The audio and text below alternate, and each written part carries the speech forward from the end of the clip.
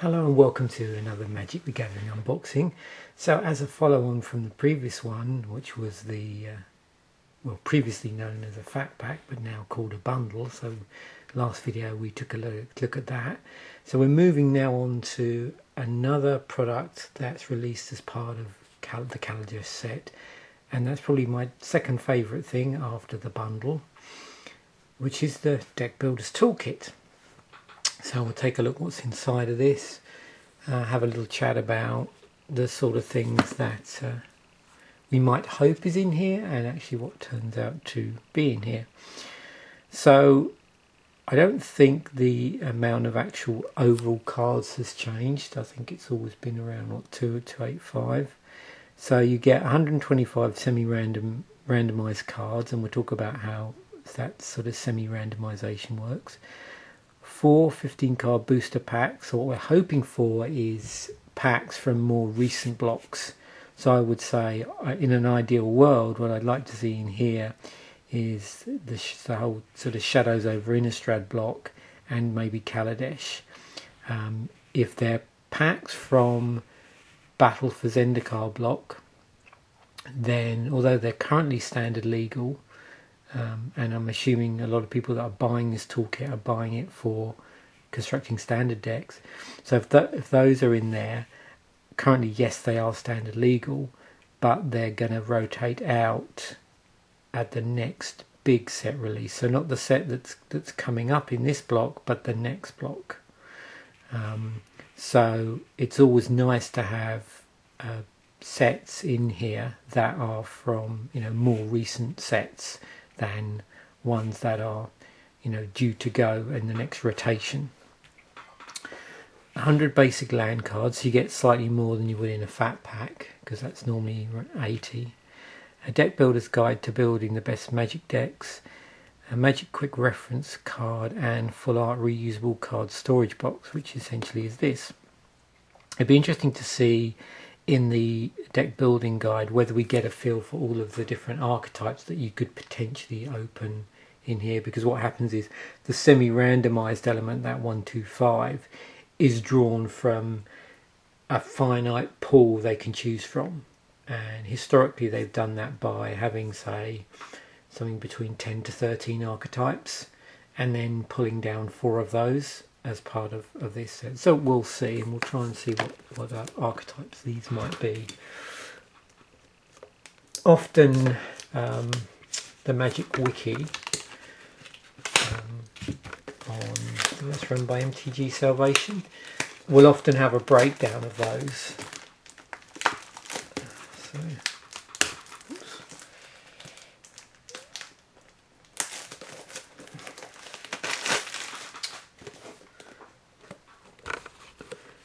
okay, so that's cellophane off. So you can see here just the not much more artwork on the outside of this than what we've seen already. Open it up, we've got something inside of here. What's this? So I've not had this before, so this was sort of slipped inside in between this and in between this and the box, just there. Let's have a quick look. So Discover the World of Magic the Gathering by Mark Rosewater. So this is something I've not seen. So this is like an introduction. I think they're assuming that you're totally or relatively new to the game. So it's got social media, daily MTG, a bit about the local community, Magic tournaments, stories of Magic, planes, the planeswalkers, and obviously that there, although it doesn't necessarily say this. It's implying that there's other ways outside of what the booklet describes to explore Magic. So there's obviously a reference to the sort of increasing amount of Magic cosplay. Obviously cosplay has existed outside of Magic for an awful long time, but now we're seeing quite a large amount of that going on within the community. So that's interesting to see stuff develop outside of how the game, I suppose, was originally envisaged. So that's something new in there.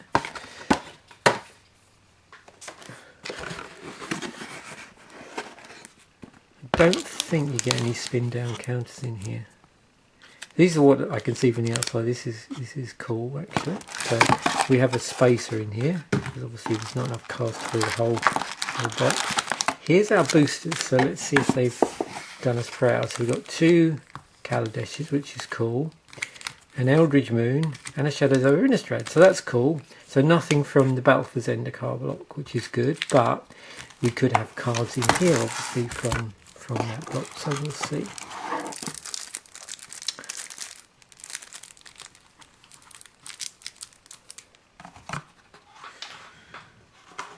This bit, again, if you've never opened these, this is basically just regular cardboard. So you can see how sort of thick it is. So it's fairly sturdy. I mean, it will do as a you know, a card storage box.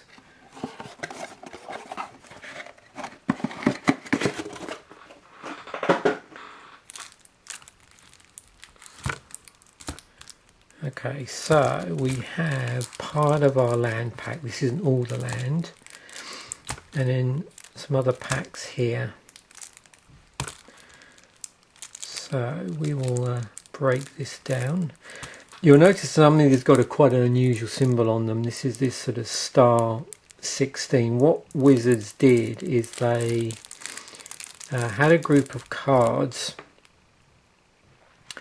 which allowed them to print cards, I suppose, that you would more typically find in a core set. It was a very, very small set of cards which was sort of released around or came out at the same time as one of the larger sets. And my impression is they're going to do this for each year, but it's difficult to know because they do change these up. So I'm assuming when we get to the appropriate set in 2017, they will do the same thing. And these cards were only available in within the toolkits or within those demo decks, the 30 card decks that stores sort of give out for free to entice players into Magic. Okay, so I'm just going to open this pack that contains some of the land, and then we'll find out where the rest of the land are. Okay, so just quickly go through this. This is going to be the artwork for Kaladesh, so you would have already seen this if you watched the unboxing for the bundle that I did last week. So I'm just going to flip through these so you can, if you've not seen that, you just get a feel for the artwork. There's three pieces of art in each colour of basic land.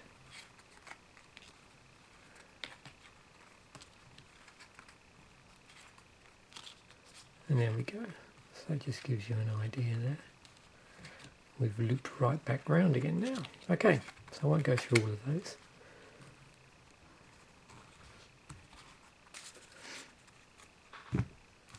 Okay, so we'll open up this pack. Now some of these packs will contain cards that do not change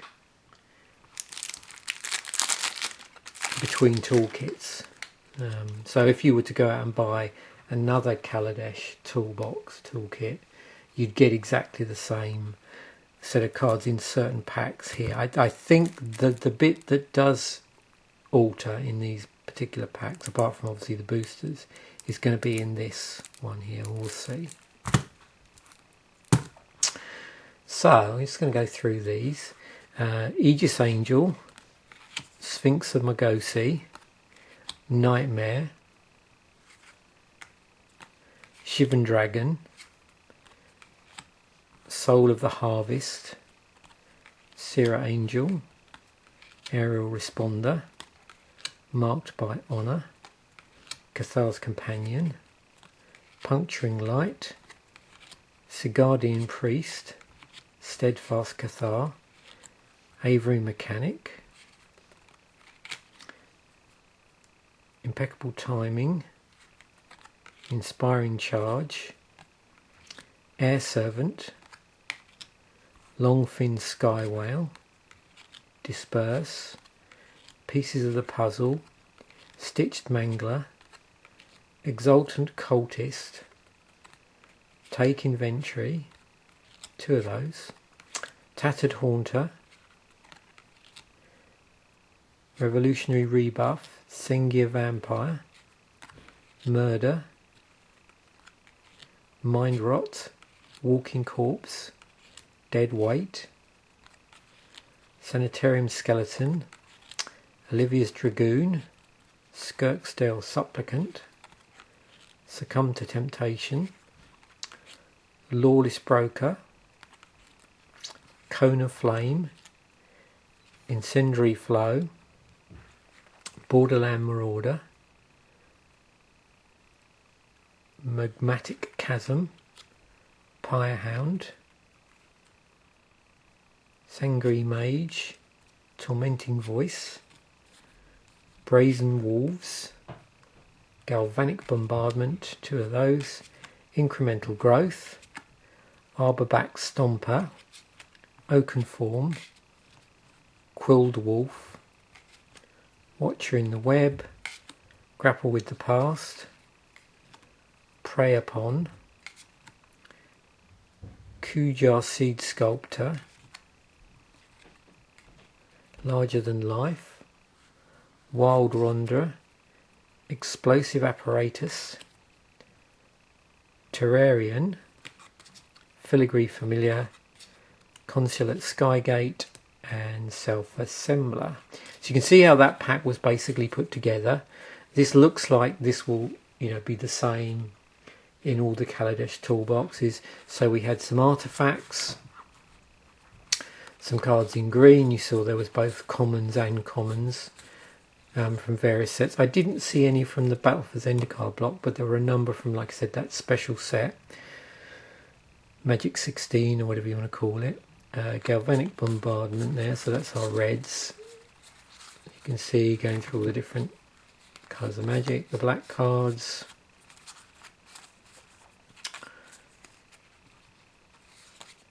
Looks like we mainly got stuff from the last 3 sets basically. There's our blue. And there is our white. Now I'm going back through because I just wanted to show you something. So within these packs, and I'm not talking about the boosters, but within these sort of sealed cellophane packs, the only rares you're going to get within these are these 5, which are in this sort of special Magic 16, I'm going to call it, set. And they were Aegis Angel. Okay. So that's a 4 and 2 white for a 5/5 creature angel. It has flying. When Aegis Angel enters the battlefield, another target permanent gains indestructible for as long as you control Aegis Angel. It's got a Sphinx of Margosi, 3 and 3 blue for a 6/6 creature Sphinx with flying. 2 and a blue, draw a card, then put a +1/+1 counter on Sphinx of Margosi. Nightmare, which is a 5 and a black star Nightmare horse with flying. Nightmare's power and toughness are each equal to the number of swans you control. Shivan Dragon, 4 red for a 5/5 creature dragon with flying again. Red Shivan Dragon gets +1/+0 until end of turn, so that has what's called fire breathing. And Soul of the Harvest, which has trample, 4 and 2 green for a 6/6. Whenever another non-token creature enters the battlefield under your control, you may draw a card. So all of the colours apart from green are flying creatures, and green has trample. So there we go. We'll move on to this pack. I think this has got the rest of our artifacts.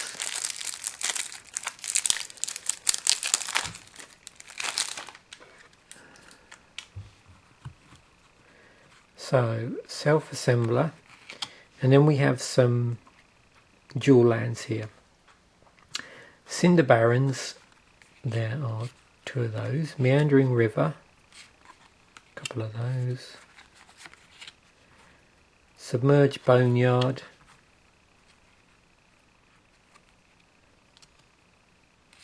couple of Timber Gorges.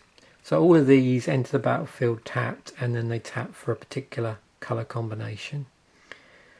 Tranquil Expanse, a couple of those. Forsaken Sanctuary, which is white-black. Foul Orchard, 2 of those. Highland Lake, you can see here 2 of everything. Stone Quarry, Woodland Stream. So they cover all of the 10 colour pairs. They're all at common level, and they all enter the battlefield tapped. So again, another thing that you will get those in any of these Kaladesh Deck Builders Toolkits that you open. And this is the rest of our non-basic lands. Sorry, I'll say no. This is the rest of our basic lands. So that would make up our 100 basic lands that we get. So now we move on to this one. So this is the element, apart from the boosters, which will, you get different cards in when you buy your toolkit. But this is drawn from a finite pool of cards. So we've got Prophetic Prism, Crop Sigil, Gnarlwood Dryad, so we should only see commons and uncommons here. Morn Willow, Make Obsolete, Crow of Dark Tidings, Sanitarium Skeleton, Mould Grass Scavenger, Boon of Emrakul, Backwoods Survivalist, Grapple with the Past, another Prophetic Prism. So each one of these, I think there's 10 here. Yeah, each of these 10 that's sort of pulled in from this pool of archetypes, whatever you want to call them, is between a Prophetic Prism. So you basically get a play set of Prophetic Prisms. So Prophetic Prism, if it's not a card you're familiar with, it's 2 colourless. It's quite common. When Prophetic Prism enters the battlefield, draw a card. For 1 colourless tap, add 1 mana of any colour to your mana pool. Long Road Home, Nebelgast Herald, Unsubstantiate, Wisweaver Angel, Apothecary Geist, Sleep Paralysis, Displace, Tattered Haunter, Avery Mechanic, 9th Bridge Patrol, the next Prophetic Prism, Inner Struggle, Inventor's Apprentice,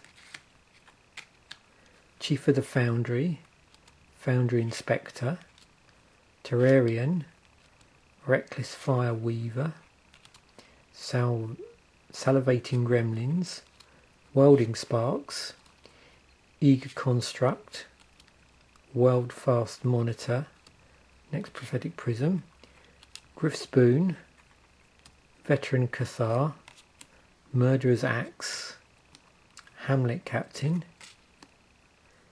Militant Inquisitor, Strength of Arms, Intrepid Provisioner,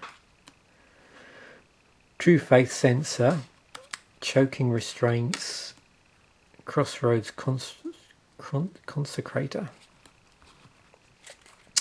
So the last one there, that was a green-white one. Looks like a sort of Equipment Matters, Humans and Enchantments. Then we've got red Artifacts block, if you like. This one here looks like blue-white flyers. And then our first one was green-black Delirium. So it's sort of green-black, cares about the graveyard.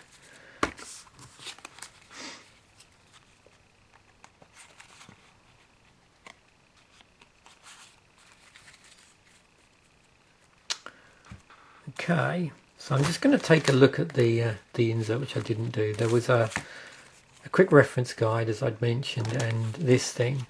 So the reason why I left it is that what they've done in this one, so there was a change that was done, I think, when they released the Shadows over Innistrad one. I'm just trying to remember. Yeah, Shadows over Innistrad. Let's pull this out. See this a bit clearer. Previous to the Shadows over Innistrad toolkit, they had always sort of published the list of available archetypes from that pool. They don't seem to be doing that now. What they're doing is they're focusing more on the 5 colours of magic. And you get this sort of nice chart here. And then basic tips about how to build a deck. So it doesn't really give you any clue about what those 4 archetypes that you get actually are. So like I said, I suspect at some point, if they haven't done it already, someone's going to alter the Magic the Gathering wiki on MTG Salvation to actually list that, because they did that for all the other toolkits. So definitely check that out. Okay, so we'll open up our packs now, see what we can get.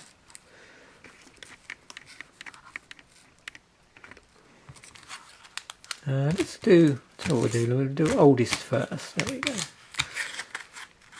So Shadows over Innistrad. So with 4 random packs, it's always very difficult with this to know what the chances of pulling a particular set are, particularly when they're sort of scattered through the different most recent sets. But we'll see what we get. It's always interesting if we can get a nice mythic or foil.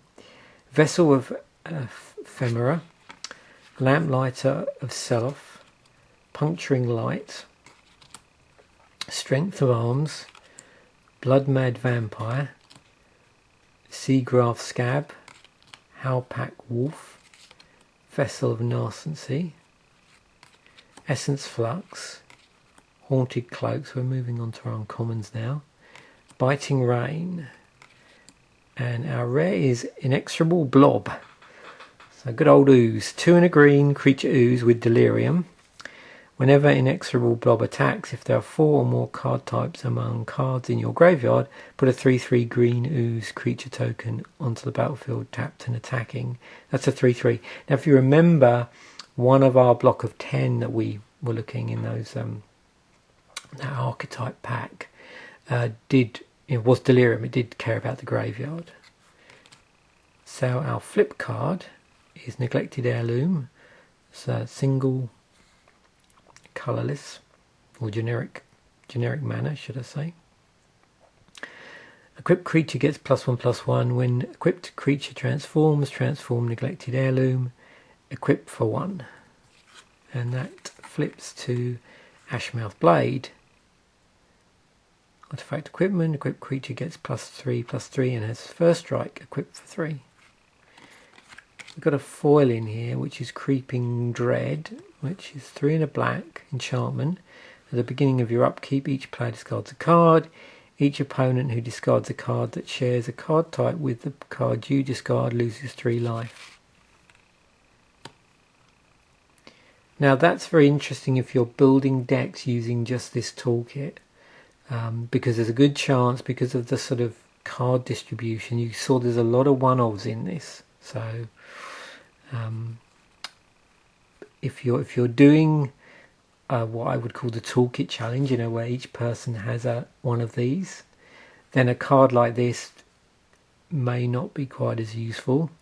But if you're building it in a deck where people are playing 3 ofs, 4 ofs, or you're going up against people playing 3 ofs, 4 ofs, then this card becomes much more useful.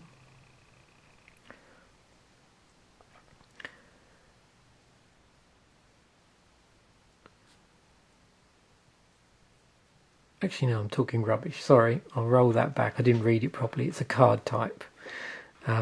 Now, I thought that was a bit extreme. Yeah, so but again, it's something you have to sort of consider when you're with cards like this, you know, where it's like conditional damage.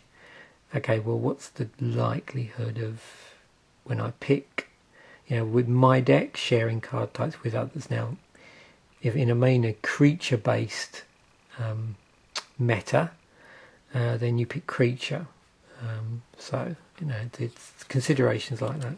So yeah, my mistake there. Zombie token creature.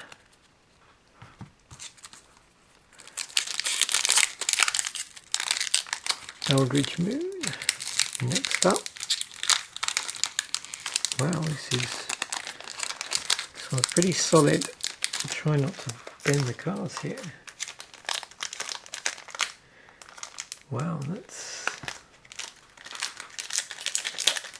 very well glued pack. Okay. Better.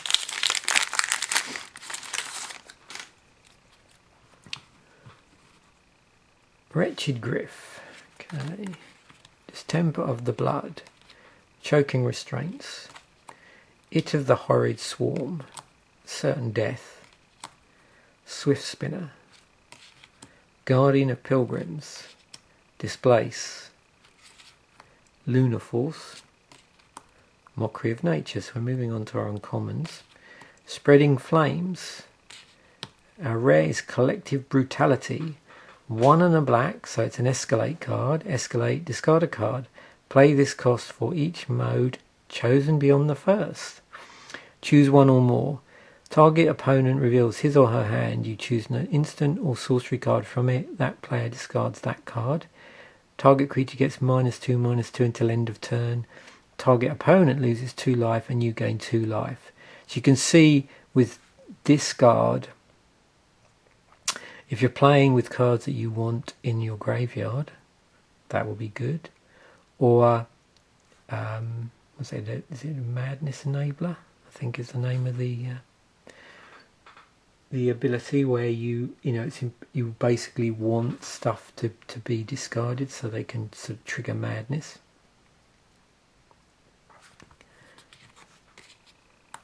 Smouldering Werewolf is our flip card, flipping into Erupting Dreadwolf. And Geist of the Lonely Vigil is our foil.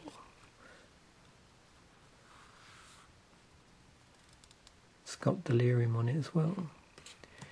And Forest and a Spirit token. Okay, so we're moving on to our 2 Kaladesh packs. So this brings it right up to date.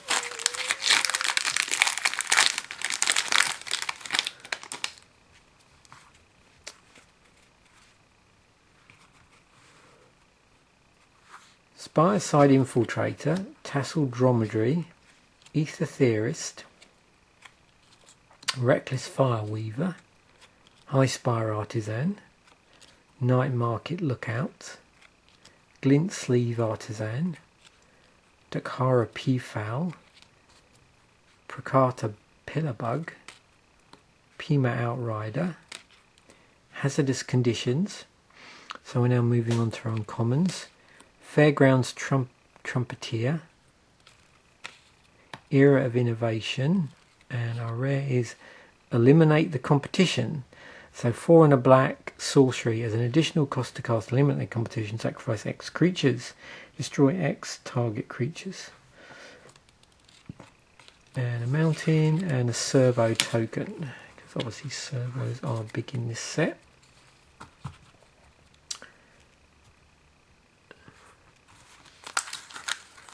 Because there's an ability that has a choice of either generating servo counters or putting +1/+1 counters on the creature.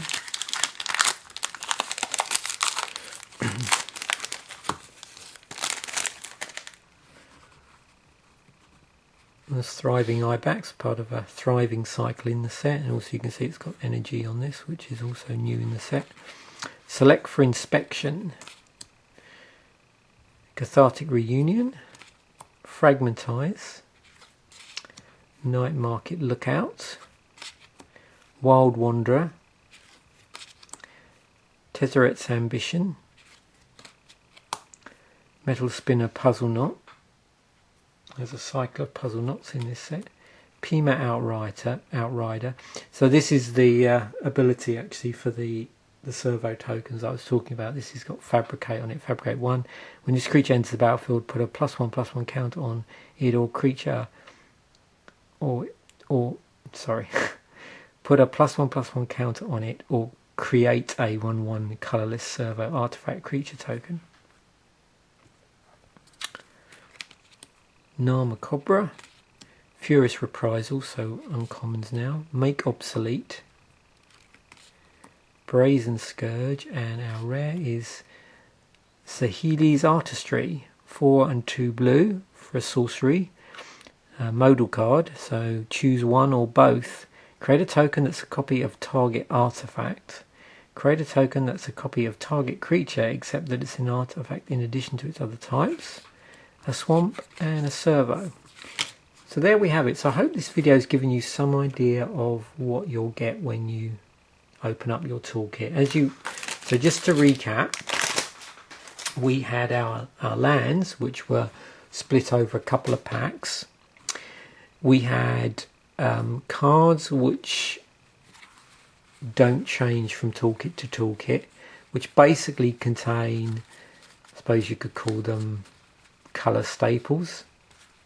I mean, they're not necessarily tier 1 staples, but nevertheless they're colours that are cards that are very typical within a colour, are likely to be playable in several different decks of that colour.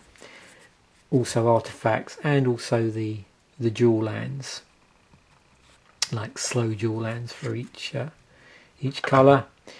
Then there was our pack, which contained 4 of each of a certain type of archetype, and if you remember I said that these will change based on your toolkit, and that'd probably be from a pool of around, I don't know, something between 10 to 13 different archetypes depending on what wizards have chosen this time. And I wouldn't be surprised to see typical things like, you know, white blue flyers in there, some sort of, you know, red artifact, red burn, like a green white humans type thing with equipment, the sort of things we were seeing really. No doubt there's probably like red green aggro in there, and often you get like a mono black as well. And then which I found was good this time, we didn't have anything too old in terms of the boosters. So we got 4 boosters, 2 from the most recent set, Kaladesh, and 1 each of sets of the previous block. So that was Shazos over Innistrad and Eldritch Moon. So there we have it. We noticed we got quite a few foils there as well. We got a couple of foils. So yeah, interesting mix of cards. No mythics, no planeswalkers, but then, you know, like I said, probability wise, you know, it's tricky. Okay, thanks for watching. Bye for now.